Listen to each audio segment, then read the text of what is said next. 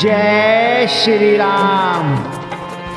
मंजिलें दो ही बनी हैं, पुण्य और पाप की, चाहे जो अपनाओ ये मर्जी है आपकी। रामायण श्री रामचरितमानस पढ़ने सुनने से बहुत बड़ा पुण्य बनता है। तो फिर आइए आप और हम सब मिलकर रामायण श्री रामचरितमानस किष्किंधा कांड चतुर्थ सोपान में भगवान के तीनों लोकों को पवित्र करने वाले सुंदर यश का बखान करने, सुनने, गाने, कहने और समझने से मनुष्य परम पद पाते हैं।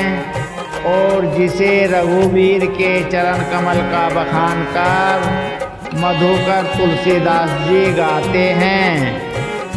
भव भेज से रघुनाथ जसु सुनहिंजे नर अरु नारी, तिन्ह के कर सकल मनोरथ सिद्ध करहि तेरी सिरारी।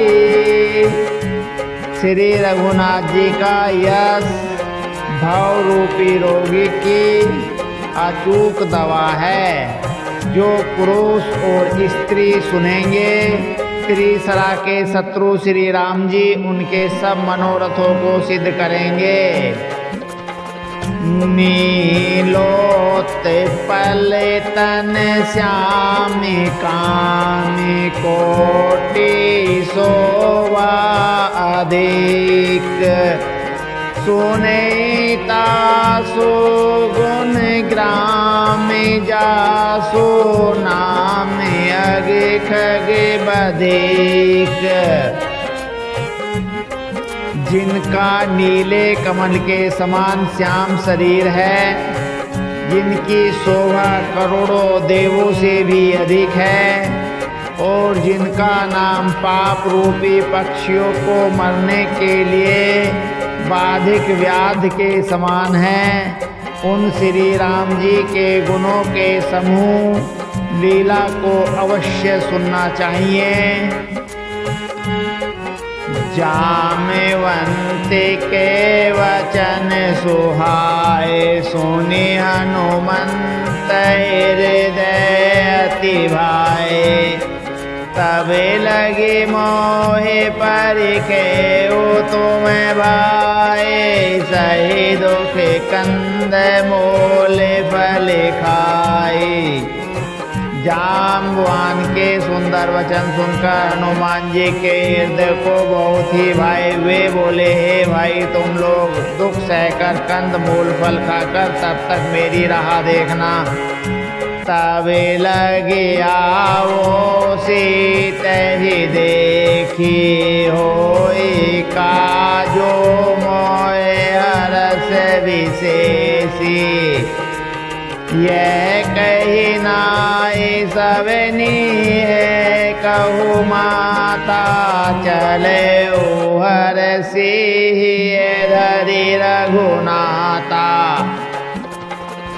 जब तक मैं सीता जी को देखकर लौट न आऊँ काम अवश्य होगा, क्योंकि मुझे बहुत ही हर्ष हो रहा है। यह कहकर और सबको मस्तक नवाकर तथा हृदय में श्री रघुनाथ जी को धारण करके हनुमान जी हर्षित होकर चले। सिंधु तीरे के भूधर सुंदर कौतुक कूद चढ़े उताऊ पर, बारे बारे रघुवीर समारे, तर के पवन तन में बल भारी। समुद्र के तीर पर एक सुंदर पर्वत था। हनुमान जी खेल से ही अनायास ही कूदकर उसके ऊपर जा चढ़े और बार बार रघुवीर का स्मरण करके अत्य बलवान हनुमान जी ऊपर से बड़े वेग से उछले। ये गिरि चरण दे हनुमंता, चले सोगा पाताल तुरंता। जिमि अमोगे रघुपति करबाना, एहि भांति चले हनुमाना। जिस पर्वत पर हनुमान जी पैर रखकर चले, जिस पर से वे उछले, वह तुरंत ही पाताल में धंस गया। जैसे श्री रघुनाथ जी का अमोघ बाण चला है, उसी तरह हनुमान जी चले। जल निधि रघुपति दूत विचारे, ते में नाक होए श्रम हारे। समुद्र ने उन्हें श्री रघुनाथ जी का दूत समझकर मैनाक पर्वत से कहा कि हे मैनाक, तू इतनी थकावट दूर करने वाला हो, अर्थात अपने ऊपर इन्हें विश्राम दे। हनुमान ते ही परसा कर, पुनि कीन फिर नाम। राम का जो कीन बिनु, मोह कहाँ विश्राम। हनुमान जी ने उसे हाथ से छू लिया, फिर प्रणाम करके कहा, भाई श्री रामचंद्र जी का काम किए बिना मुझे विश्राम कहाँ। जाते पवन सुत देव न देखा, जाने कहू बल बुद्धि विशेषा। सुरसा नाम अहीन के, माता पठी नहीं आए कहीं ते बाता। देवताओं ने पवन पुत्र हनुमान जी को जाते हुए देखा। उनकी विशेष बल बुद्धि को जानने के लिए परीक्षार्थ उन्होंने सुरसा नामक सर्पों की माता को भेजा। उसने आकर हनुमान जी से यह बात कही, आजो सुर नह मोहि दीन आहारा। सुनते वचन कह पवन कुमारा। राम का जो करे फेरी में आवो, सीता कई सोदे पेरे वो ही सुनाओ। आज देवताओं ने मुझे भोजन दिया है। यह वचन सुनकर पवन कुमार हनुमान जी ने कहा, श्री राम जी का कार्य करके मैं लौट आऊं और सीता जी की खबर प्रभु को सुना दूं। तब तब बदन बैठो भाई, सत्य कहूँ मोह जान दे माई। कभी न हो जतन दे नहीं जाना, ग्रह सही न मोह कहूँ हनुमाना। तब मैं आकर तुम्हारे मुंह में घुस जाऊंगा, तुम मुझे खा लेना। हे माता, मैं सत्य कहता हूँ, अभी मुझे जाने दें। तब किसी भी उपाय से उसने जाने नहीं दिया। तब हनुमान जी ने कहा, तो फिर मुझे खाने दे। जो जन भरे ते ही बदनु पसारा, कपितनु कीने दो गुण विस्तारा। सो रह जो जन मुख ते ही ठेऊ, तुरत पवन सुत बत्तीस भऊ। उसने योजन भर 4 कोस में मुंह फैलाया।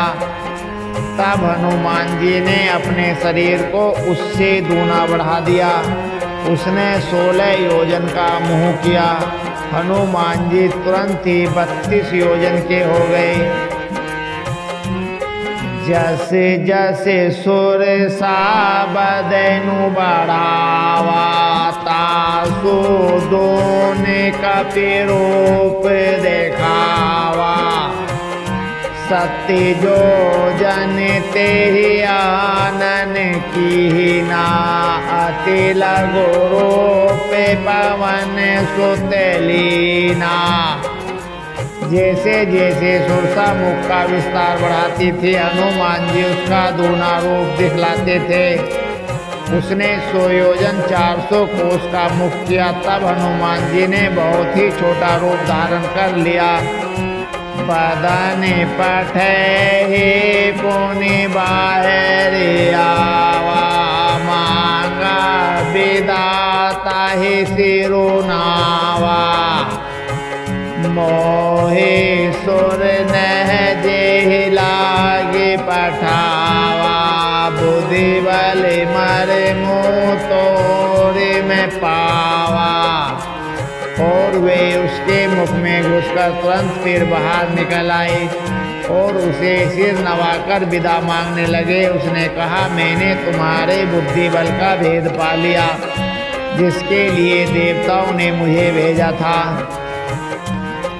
राम का जो सब कर रहे हो, तुम्हें बल बुद्धि निदान। आशीष दे गई सोहर से, चले ओ हनुमान। तुम श्री रामचंद्र जी का सब कार्य करोगे, क्योंकि तुम बल बुद्धि के भंडार हो। यह आशीर्वाद देकर वह चली गई। तब हनुमान जी हर्षित होकर चले। निशिचरी कैसे इंदु महुरे, करी माया नभु के खग गए। जीव जंतु के गगन उड़ाए, जल बिलो के तीन के परिछाए। समुद्र में एक राक्षसी रहती है। वह माया करके आकाश में उड़ते हुए पक्षियों को पकड़ लेती थी। आकाश में जो भी जीव जंतु उड़ा करते थे, वे जल में उनकी परछाई देखकर गए चाह सक सोने उड़ाई। एहि विधि सदा गगन चरखाई। सोई चले हनुमान कह कीना, तासु कपटो कपि तुरत ही चीना। उस परछाई को पकड़ लेती थी, जिससे वे उड़ नहीं सकते थे और जल में गिर पड़ते थे। इस प्रकार वह सदा आकाश में उड़ने वाले जीवों को खाया करती थी। उसने वही छल हनुमान जी से भी किया। हनुमान जी ने तुरंत ही उसका कपट पहचान लिया। ताहि मारे मारो सुत वीरा, बारधि प्यारे गौ मति धीरा।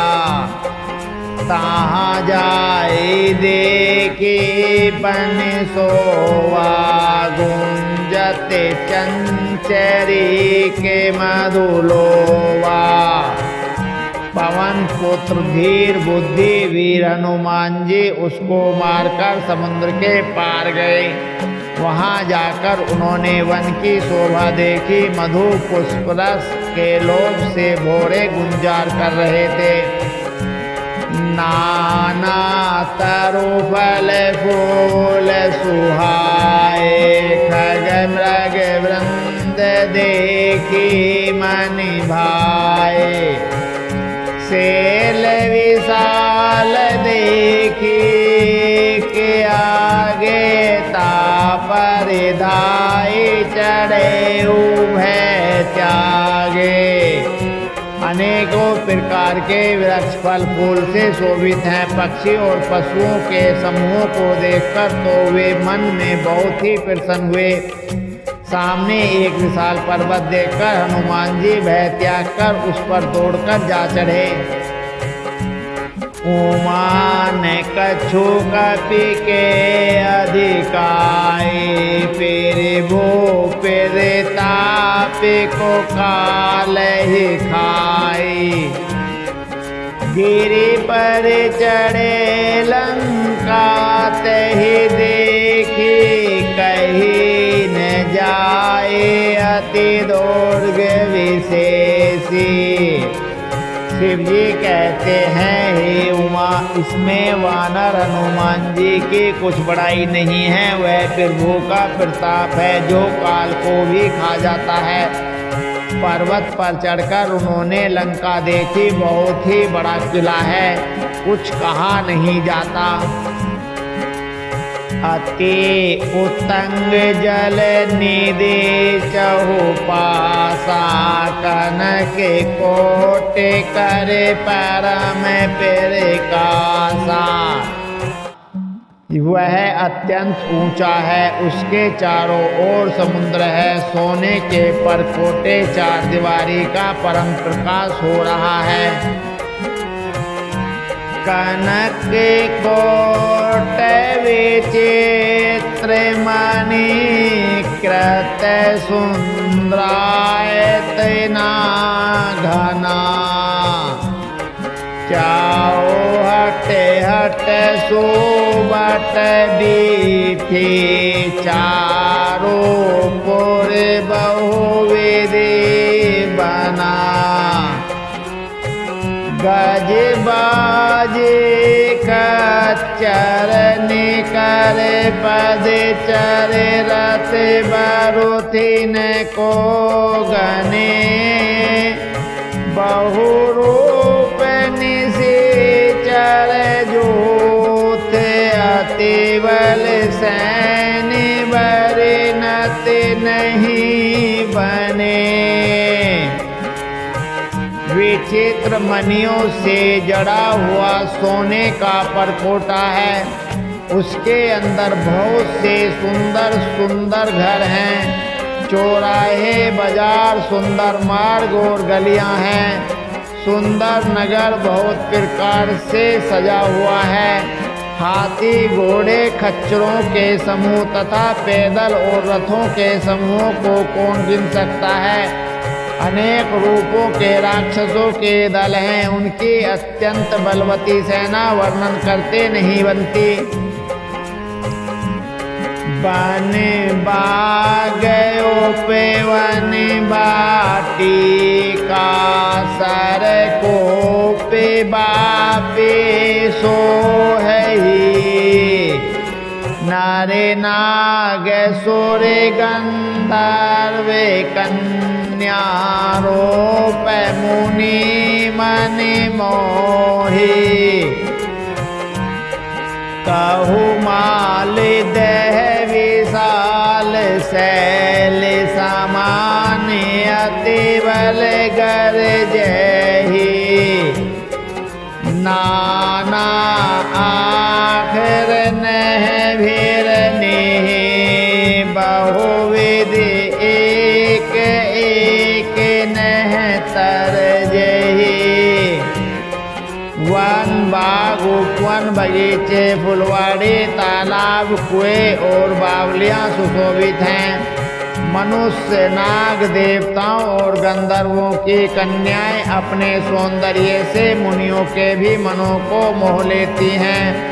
कहीं पर्वत के समान विशाल शरीर वाले बड़े ही बलवान मल्ल पहलवान गरज रहे हैं। वे अनेकों अखाड़ों में बहुत प्रकार से भिड़ते और एक दूसरे को ललकारते हैं। करी जतन भट कोटिन बिकट तन, नगर चहुदिश रछहि। कहु मैं से मानुष धेनु, करे अज कल निशाचर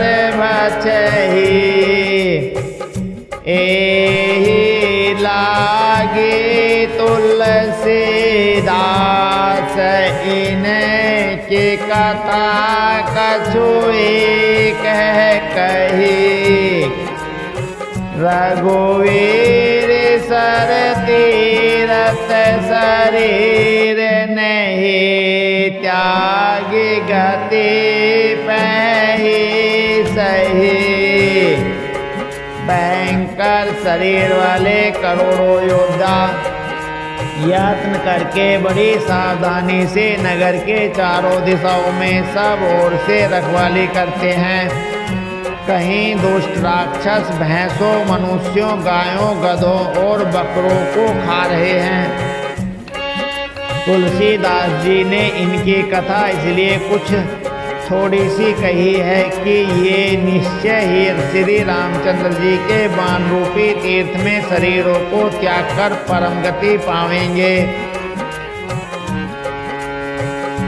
पूरे रखवारे देख बहु कपि मन कीन विचार अति लगुड़ो पैदारो निसी नगर करो पैसारे।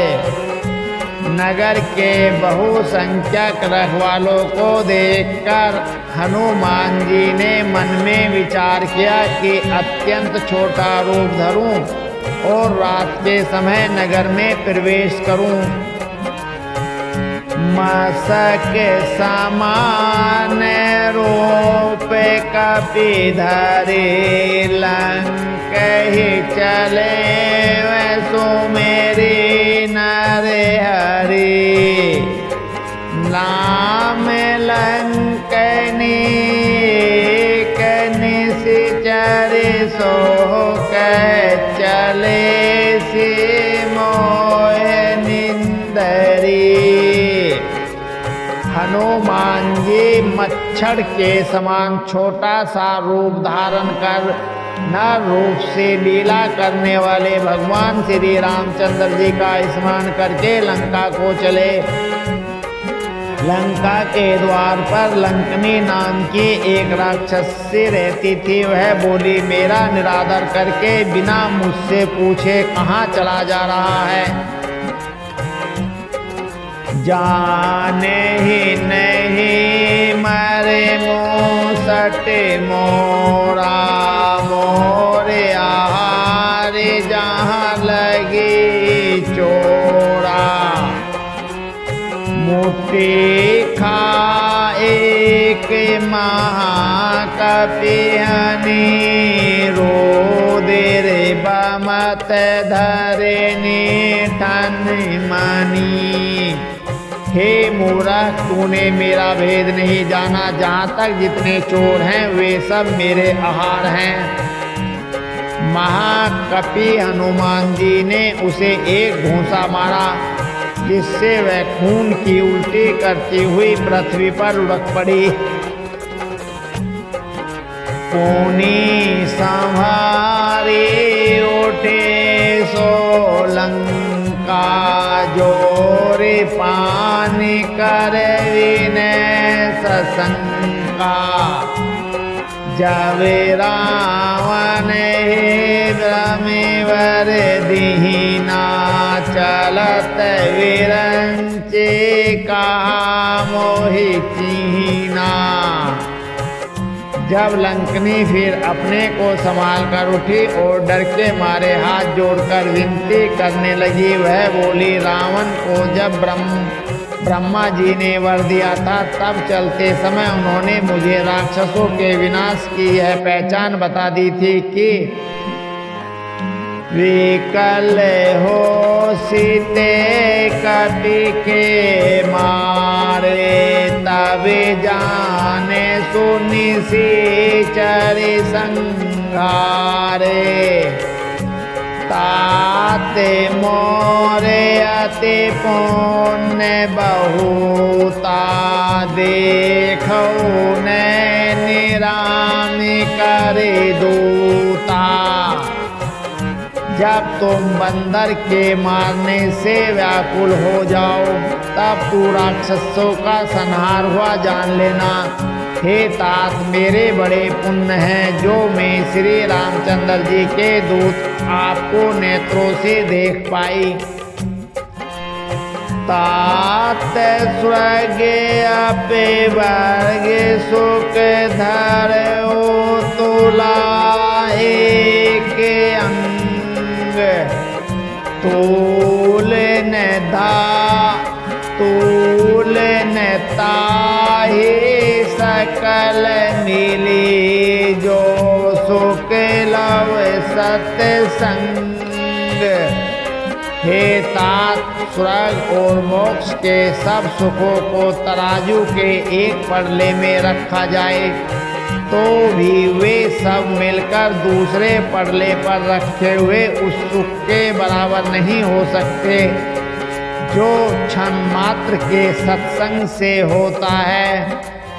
अब समय तो पूरा हो गया है,